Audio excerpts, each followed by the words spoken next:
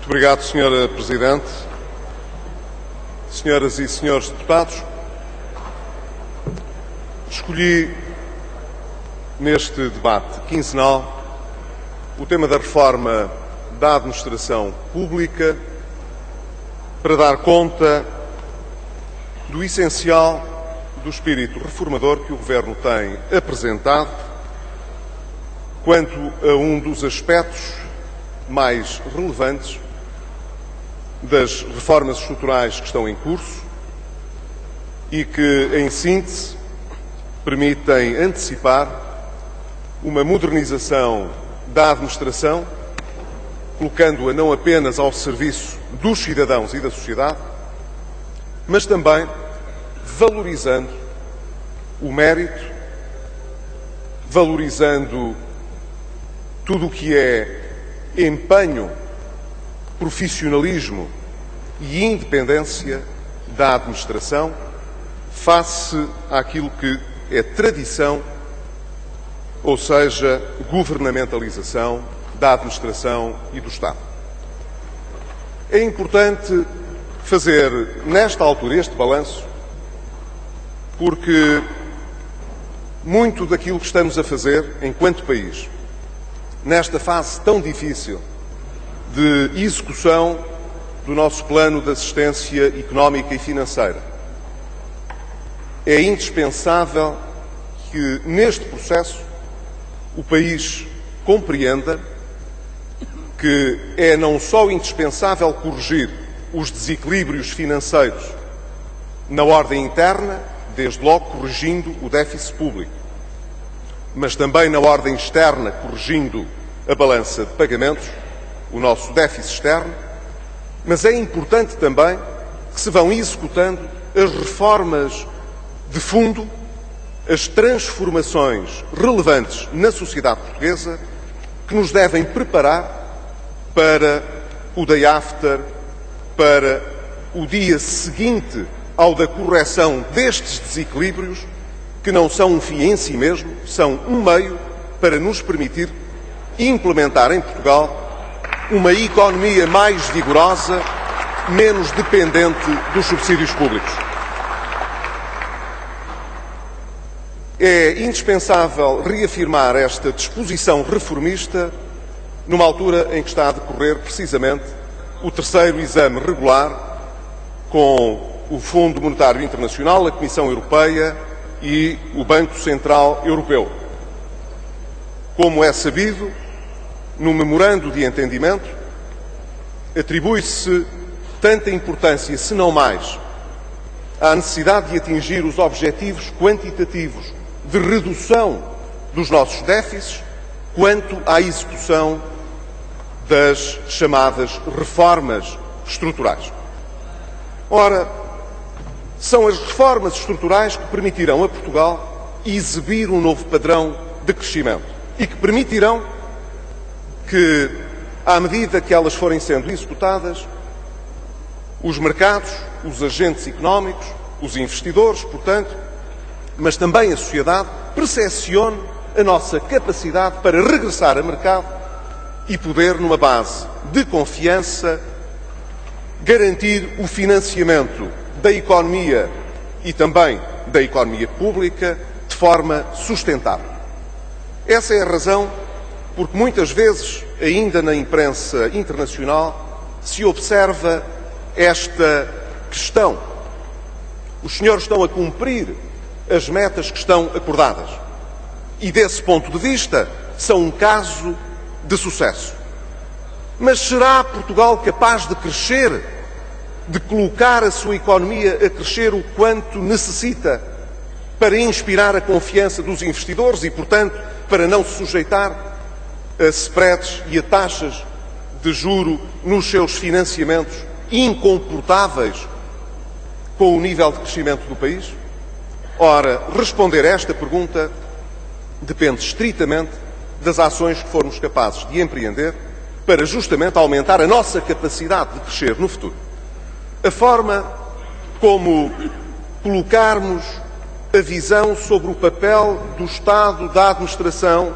das empresas públicas e do setor privado em perspectiva e em equação é determinante para saber se seremos ou não seremos capazes de vencer esse derradeiro obstáculo que antecederá a nossa reentrada em mercado prevista para setembro de 2013. O que é que o Governo fez em matéria de administração? Em primeiro lugar, procurou cumprir um objetivo. Foi um objetivo anunciado, incluindo no programa de Governo, o de pôr fim às escolhas dos dirigentes da Administração Central por confiança política dos ciclos governativos e reforçar a meritocracia, a estabilidade e a carreira dos funcionários públicos, promovendo, portanto, a sua independência relativamente ao Governo.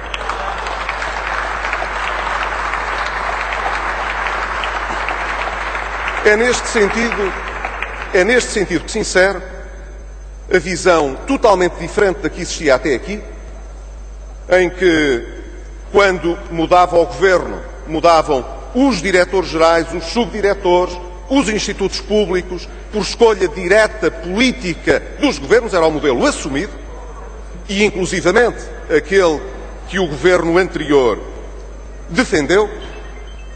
e a opção radicalmente oposta foi a de permitir, em primeiro lugar, que houvesse uma escolha baseada num recrutamento e numa seleção dependente da realização de concursos públicos e por prazos superiores àqueles que vigoram para os mandatos governativos. O que significa, portanto, que todos aqueles que foram nomeados em substituição já por este Governo, como tive já a ocasião de aqui dizer, deverão até ao final de 2013, não é até ao final da legislatura, é até ao final de 2013, ser substituídos por aqueles que vierem a ser objeto de escolha mediante realização de concurso público a mérito de quem a ele quer concorrer e em função, portanto, do perfil e da competência daqueles que se apresentarem nesses concursos.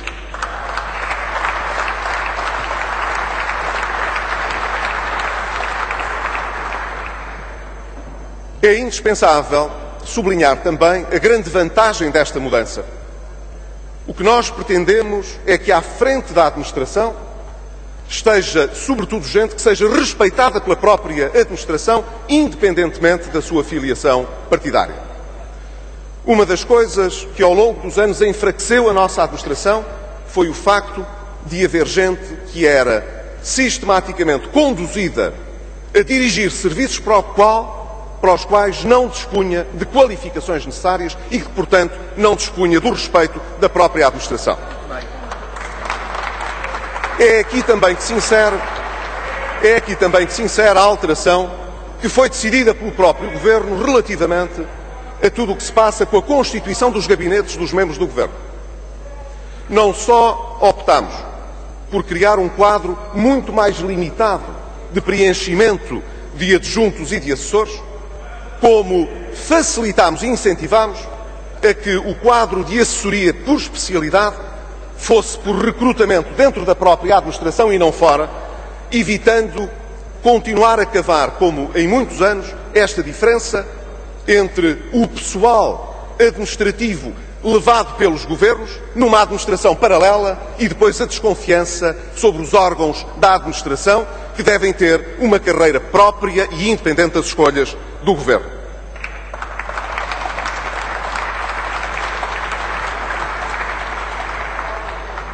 Como foi público, o Governo concluiu também a revisão do Estatuto do Gestor Público. Ainda esta semana concluiu essa fase que tinha ficado a aguardar uma solução específica para todo o setor da saúde no que respeita ao gestor público. Temos hoje o mesmo princípio. Na administração indireta do Estado, o que nós temos é concursos públicos, mas nos gestores públicos, nas empresas públicas, o que temos é a obrigação dos currículos serem apreciados previamente por uma entidade independente que se deverá pronunciar sobre a qualidade e o perfil daqueles que são escolhidos. Termino, Sra. Presidente, dizendo o seguinte. O Governo está a concluir tudo o que é avaliação e censo das fundações que recebem ou financiamento público ou são objeto de utilidade pública e, portanto, de um regime de proteção especial em termos fiscais. Procuraremos, com isso, tornar não apenas mais transparente, mas, sobretudo, mais parcimonioso o regime de apoio público que é fixado. Fizemos também, eu terminarei, Sra. Presidente, como já foi publicitado, a consulta junto dos sindicatos, de forma a levar mais longe o regime de mobilidade na administração pública, com o objetivo de fazer aquilo que não foi feito até hoje, que é dispor para a administração de um mecanismo que faça coadunar os nossos recursos humanos às necessidades que a própria administração tem para prestar os serviços que são necessários. Sra. Presidente, concluo, portanto, dizendo que tudo o que é reforma da administração já se iniciou com o PREMAC e com a Lei dos Gabinetes, continuou com o Estatuto do Gestor Público e do Dirigente da Administração, está em curso também a alteração para a mobilidade e teremos ocasião, muito proximamente, de pedir autorização legislativa a esta Câmara para poder trabalhar sobre o regime jurídico das empresas públicas, colocando também aqui, mais uma vez, em perspectiva a necessidade de distinguir bem o que é que está em competição no mercado daquilo que não está e, portanto, do regime diferente porque se devem regular as empresas públicas. Muito obrigado.